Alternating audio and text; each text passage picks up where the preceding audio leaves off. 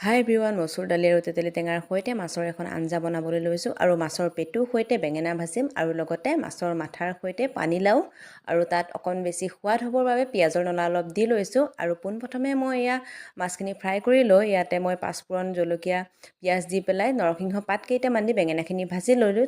তাত নিমখ, হালধি, আদা নহৰু পেষ্ট পেটুখিনি দি ধুনীয়াকৈ ভাজি লৈছোঁ আৰু শেষত আকৌ অকণমান আদা নহৰু পেষ্ট দি দিছোঁ যাতে গোন্ধটো ধুনীয়া হয়।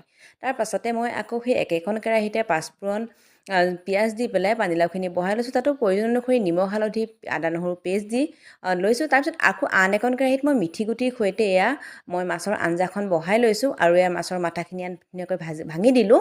তাৰপিছত এই আঞ্জাখনত মই তেতেলী টেঙা আৰু মাছখিনি দি দিলোঁ আৰু আজি আমাৰ খাবলগীয়া থালিখন ৰেডি হৈ গ'ল। মাছ ফ্ৰাই, লগতে বেঙেনা পেটু ভাজি, মাছৰ মাথাৰ সৈতে পানীলাও আৰু এয়া মাছৰ আঞ্জাখন আৰু অকণ আলু পিটিকা। কেনেকুৱা লাগিছে জনাব দেই। খাই পিছে বহুত বেছি ভাল লাগিল। কেতিয়াবা আহিবচোন, আপোনালোককো খুৱাম।